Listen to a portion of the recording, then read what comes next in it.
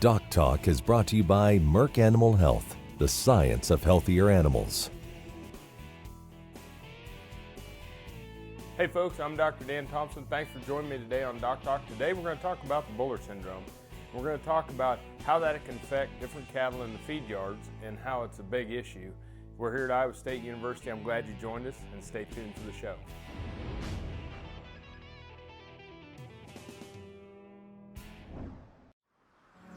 As dependable as the sunrise, in dairy parlors, open pastures, on ranches and feed yards across America. A place where reputation is more than a name, where the science of healthier animals is a way of life. It's the responsibility that drives who we are and what we do. Every decision, every day. It's your livelihood and our responsibility. ValleyVet.com is your one-stop shop for your every animal need. From prescription meds, vaccines, equipment, and more for the ranch to the show ring. Shop ValleyVet.com for fast shipping and great prices. Valley Vet Supply.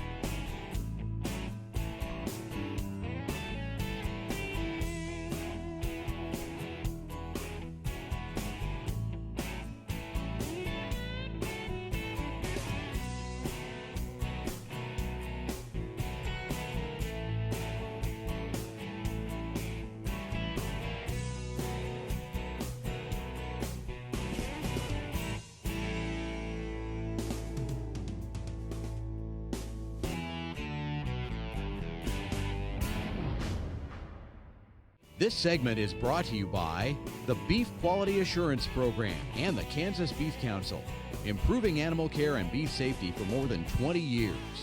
Hey folks, welcome to DocTalk. Dr. Dan Thomson here. Thanks for joining us. And before we get into today's episode, I just want to say thanks. I want to thank you for staying hooked. None of our businesses have been doing just great during these COVID times. And it's really had an impact on DocTalk. Usually we have guests and we have people in the building and we're able to get out and we're able to film. And now we're stuck with some of the WebEx, and we're thankful for the technology, but most importantly, we're thankful for you. Because if you don't stay hooked and you don't keep watching, we don't get to do it. And so keep writing the emails to us, keep sending us Facebook messages and different things. We enjoy hearing from you, but most importantly, thanks for watching the show, and thanks for helping us keep our business and our dreams alive. Today we're going to talk about the buller syndrome, and the buller syndrome is something that has baffled us a lot. And first we just got to kind of define it. So the buller syndrome in feed yards is when one steer gets picked on, and it's more than picked on. I mean, they get bullied, okay? So in life we have bullies and we have bullers. And if you're on the receiving end of someone bullying you, you're a buller, okay? Or at least in cowboy or steer talk, a feed yard talk, the animal that's getting picked on is the buller. And so what will happen is you'll come into a pen of steers and you'll start to see a group of steers that are following one. And they'll start to ride them just like they would mount them if there was if you're going out to heat check. But this can get pretty violent and it can escalate. And so it's an emergency situation, because if that steer is left in that pen and we don't go back and we don't pull that steer out or get it out of that situation, these animals will continuously ride that steer until they cripple it and they get it down, and that's when comes the term a rode down buller, okay? And so understanding that this situation occurs in steers. Now, if you see heifers out there riding and expressing normal estrus, that's normal, okay? But when you see a group of steers, and this isn't like one time or a calf mounting another calf or something like this. This is pretty distinct. And you'll see it where a steer is just constantly, their chin resting. The animals will put their chin on the hip bones of that steer. They're marking them. They get to frothing at the mouth.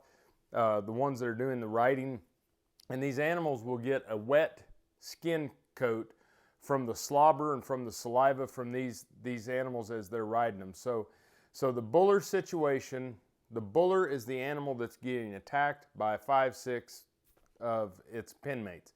Not all the animals are involved. Most of them just kind of ignore it. But that kind of sets up what this buller syndrome is. And we see it more in the fall. We see it with denser pens, different things to that nature. But when we come back, we're going to start talking about some of the things you can do when you have this situation in a feedlot. We're really glad you joined us today, and we'll be back right after these messages.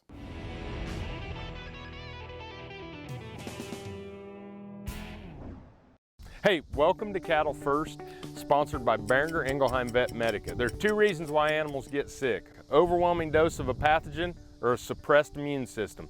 Number 1 cause of a suppressed immune system is stress.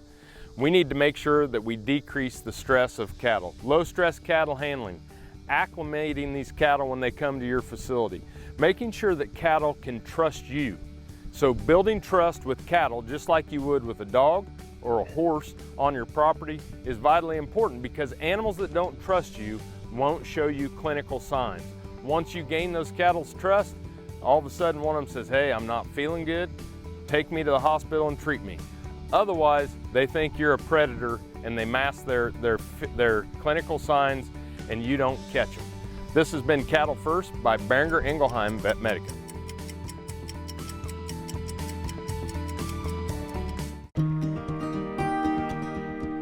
When you're in the cattle business, no matter how much it's a business, it still starts with cattle. It's this basic notion that sits at the core of how we approach things at Boehringer Ingelheim.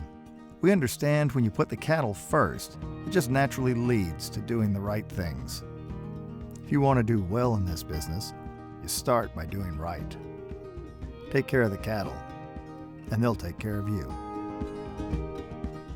ValleyVet.com is your one-stop shop for your every animal need, from prescription meds, vaccines, equipment, and more for the ranch to the show ring. Shop ValleyVet.com for fast shipping and great prices. Valley Vet Supply.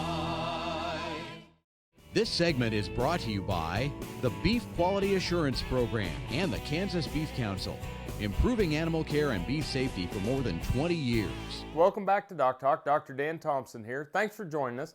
We're talking about the buller syndrome, and the first thing you got to do when you see the buller syndrome and you see an animal getting ridden down is you need to go get it out of the pen. And so when I see a buller, this is an emergency situation, I'll get on the radio to somebody that's already got a horse caught, or I'll go catch a horse or catch a four-wheeler. I'll go in the pen, I'll get that animal out of the pen, and then I will make sure that that animal gets taken to the alley. Once we get that animal to the alley, then it's a different situation, okay? So sometimes we'll do one of 2 things, and a lot of times in feed yards we have what we call a buller pen, because as we try to reintroduce these animals, for some reason they continuously get picked on. So we'll place them in what we call a buller pen, where that pen is made up of animals that are bullers. And as we then reimplant or ship fat cattle, we know which animals from that pen are in the buller pen, and we can go get them and reintroduce them. So the first thing we'll do with the buller is we'll just pull the buller out of the pen and we'll put it in the alley or take it to the hospital pen, and we'll give it a day to what we say dry off. And that's from the saliva being on the backs of the animal and things to that nature. So we'll let them dry out or dry off for a day, and then we'll try to reintroduce them the next day. And then as we reintroduce them, I will sometimes ride around the pen and make some commotion to kind of disrupt the pen so they don't understand or just see that animal coming back in. The other thing that we'll do, as I mentioned, is we'll put them in what we call the buller pen. And sometimes when we take animals up to reimplant, things kind of get jostled around and the animals are going through the processing barn to get reimplanted.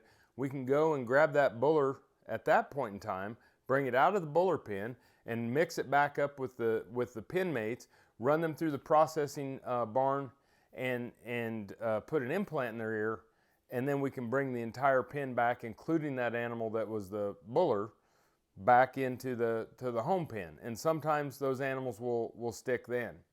Another thing that we'll do, if none of those work, is we'll just leave that animal in that buller pen, And then at the point in time when we go to ship, we have to make sure that we understand, were there any bullers in this pen? If they were, go to the buller pen, find that lot tag, sort that animal out, bring it with the rest of the group, and then send them all off to slaughter. So different methods to try and reintroduce that animal after you take them out.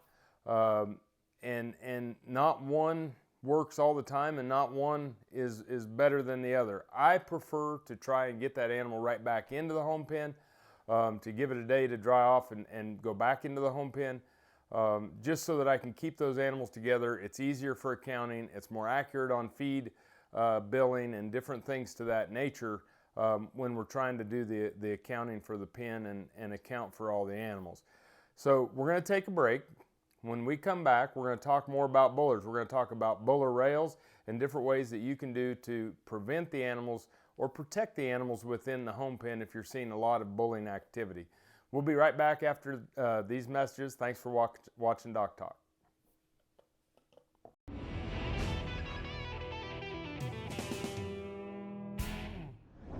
Some call it a come from behind victory, an unlikely win, a reversal of fortune, snatching victory from the jaws of defeat. This is our moment, our victory dance, because we choose confidence. We choose Zuprevo for BRD treatment. Ask your veterinarian to prescribe Zuprevo. Zuprevo is a fast-acting, long-lasting BRD treatment that you can count on to get the job done. Choose confidence. Choose Zuprevo from Merck Animal Health. DocTalk is your one-stop shop for your every animal need. From prescription meds, vaccines, equipment, and more for the ranch to the show ring. Shop ValleyVet.com for fast shipping and great prices. Valley Vet Supply. This segment is brought to you by the Beef Quality Assurance Program and the Kansas Beef Council, improving animal care and beef safety for more than 20 years. Hey folks, welcome back to DocTalk. Dr. Dan Thomson here. We're talking about bullers, and we talked about different things you can do after you get the buller out of the pen, after understanding it's an emergency situation. But there are some things you can do within the pen. And the first thing we tried doing was we tried to just weld what we would call buller rails, something that the animal could go underneath and the other animals couldn't. They could go underneath, but they couldn't mount that animal. And so we started building some of those, like in the corners of the pens. And that worked really good for animals that wanted to go and get away from a bully. But when we would go to ship the pen, those animals knew that if they went and got underneath that corner, that we couldn't get them out. So we'd go in there on a horse to ship in the morning. Those steers would just go get in the corner, get underneath that thing. And I don't know if you've ever had like a dog or a cat or something run underneath the pickup and you're standing there trying to, well, the cattle were doing the same thing. So that was something that was not helpful. It helped with preventing the bullers, but it was not helpful with getting animals out of the pen. So the other thing is we built what we call a buller rail. And you can build this. The way I would build it is I build it just as high as my top rail on my bunks for a feedlot. And I would make it almost the length of my bunk apron or the concrete apron. And then I would build it, 6 to 8 feet or maybe 12 foot. So maybe it's a 10 by 10 square that's 4 foot tall or 5 foot tall, so that the animal can get underneath, can go to the bunk and eat, but other animals can't get in there and they can't ride on them. And we could take that buller rail, put it on skids, and we could actually pull it right up to the bunk, put it on the bunk apron, and chain that to our bunk. And then that would be a temporary way for those animals to come in. They could get underneath that. They would not get ridden, and it would alleviate the buller syndrome. And after a while, the animals start to leave them alone. So those are just some of the things that you can do within the pen. But there are some other things that we can do probably to prevent them. And I think that when we start to think about bullers and different things, the first thing is implant strategy.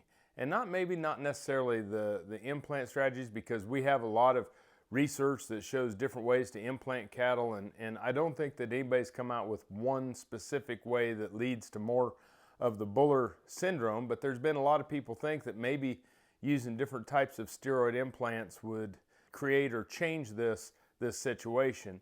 And I think the bigger thing is making sure that you have proper implant technique.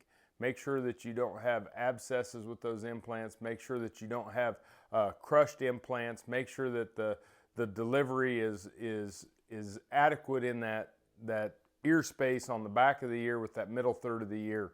I think that's the most important thing when it comes to implants. I don't know that if it's going to increase or decrease buller activity, but I know that it increases your profitability if you do it correctly.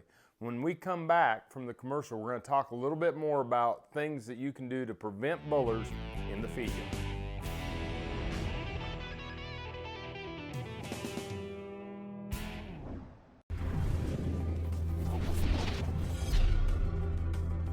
My name is Dr. Cooper Williams, and I am a sports medicine specialist.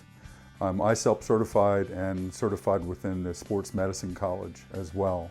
I just got finished teaching an ultrasound wet lab with a group here at ENSO Discoveries in Kansas.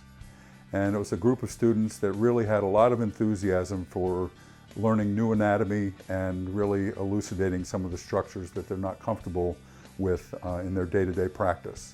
It's something that I really have a passion for doing, and I really love the scanning and basically how anatomy and clinical anatomy relates to how we approach treatment of horses, especially in regard to regenerative medicine. And ENSO Discoveries has specialized in both PRP and in stem cell research, and a lot of these regenerative techniques are used now to treat a variety of different structures in horses.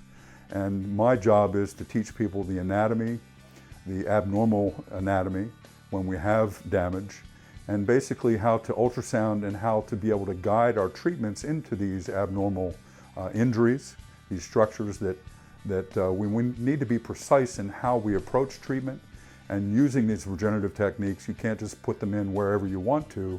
You have to direct these treatments exactly where an injury is so that they're going to work properly. And so that's what we were working on today in a variety of areas of the body: the neck, the back, the pelvic region, the distal limb, and reviewing how we look at these anatomical structures and determine if they're abnormal, and then how to go about treating these structures. And we actually did processing today and used some of these regenerative techniques today to help out a few of the patients that were part of the wet lab. We cannot be islands unto ourselves. And it's important for all of us to network. We all sort of learn little tricks and techniques. So I definitely would like to thank ENSO for the opportunity to be able to be here and interact with these students and to relay the information that I've gleaned over the years. And this is not the first time that I've been able to do this with ENSO. They've been very, very warm hosts and having us come out, and they obviously like to be able to put out this information and teach other veterinarians, and so their passion is my passion, and it's just being able to work together like this is fantastic. Some call it a come from behind victory, an unlikely win, a reversal of fortune, snatching victory from the jaws of defeat. This is our moment, our victory dance. Because we choose confidence. We choose Zuprevo for BRD treatment. Ask your veterinarian to prescribe Zuprevo. Zuprevo is a fast-acting, long-lasting BRD treatment that you can count on to get the job done. Choose confidence. Choose Zuprevo from Merck Animal Health. ValleyVet.com is your one-stop shop for your every animal need. From prescription meds, vaccines, equipment, and more for the ranch to the show ring. Shop ValleyVet.com for fast shipping and great prices. Valley Vet Supply. This segment is brought to you by the Beef Quality Assurance Program and the Kansas Beef Council, improving animal care and beef safety for more than 20 years. Hey folks, Dr. Dan here, and sure glad you joined us today on DocTalk, and we're talking about the Buller syndrome, and this is where steers start to ride down. I went through a turkey barn the other day up at Ellsworth, and I did not realize they have the same syndrome in turkeys, tom turkeys. They'll get to pecking on each other, and they'll just dang near kill one of their pen mates. And I don't know if it's something that these animals start to sense that there's something about this animal that they don't like, or they don't smell, or that there's some weakness in that predator-prey and in that herd reaction, that they're like, we need to get rid of this animal, otherwise bad things are going to happen to all of us. But it happens in many different scenarios, and even humans, unfortunately.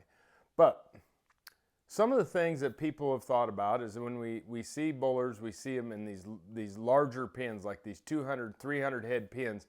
And I've seen it when we don't give enough bunk space, or enough water tank space, or enough pen space.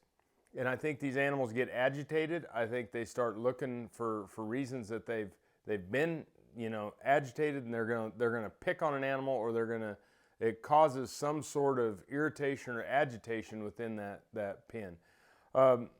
Making sure that we have feed delivery at the right times of the day. And I think that this is one of those that can go a long ways. When we get into these yards that have a lot of buller activity, we talk about the implants, we talk about pen spacing, we talk about water tank spacing, we talk about feed bunk, but having having feed delivery at the same time of the day, these cattle get into a pattern. They understand, they know that feed truck can go by there 5 times, and they know on the 6th time it's going to stop and give feed, because that's what they do all day. They wait to be fed. So when we have these animals and we don't feed them at the right time, and they start to have this nutritional stress or this psychological stress of, hey, are we going to get fed? They've had me eating 25, 30 pounds of dry matter. Now I'm ready, I'm hungry, I'm ready to do this. So that's something else, just making sure that we have good solid management. It seems as though when we get into the fall and we get some of these calves that are coming off of grass, those seem to be the ones that have the biggest problems. Some of the phytoestrogens in grasses have been thought about. I think also making sure you don't have moldy feed. The implant Ralgro zearalenone is a mold, okay? And so different molds can have different types of hormonal patterns and things to that nature. So we're making sure that we prevent mold from coming in, good fresh feed, good feed delivery. Many of these different things can do to help prevent the buller syndrome in cattle. I appreciate you watching us today. Remember, bullies pick on bullers, and that's the reason why we call a buller. It's an emergency situation. You got to get them out of the pen. There are different ways that you can try to temporarily keep them from riding each other, and put things in there that animals can get underneath and protect themselves. But the most important part is get them out of the pen. You can try to reintroduce them. And then to prevent them, really focus on just good management strategies, proper implants, proper space, proper bunk space, water tank space, and make sure you have good feed with no mold. Thanks for watching DocTalk. I'm Dr. Dan Thomson. Remember, always work with your local veterinarian. And if you want to know more about what we do here on DocTalk, you can find us on the web at www.doctalktv.com. I'm Dr. Dan Thomson here in Ames, Iowa. Go State, and I'll see you down the road.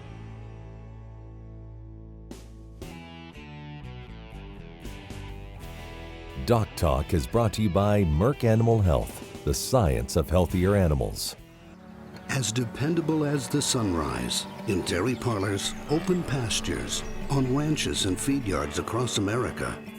A place where reputation is more than a name, where the science of healthier animals is a way of life. It's the responsibility that drives who we are and what we do. Every decision, every day. It's your livelihood and our responsibility. ValleyVet.com is your one-stop shop for your every animal need, from prescription meds, vaccines, equipment, and more for the ranch to the show ring. Shop ValleyVet.com for fast shipping and great prices. Valley Vet Supply.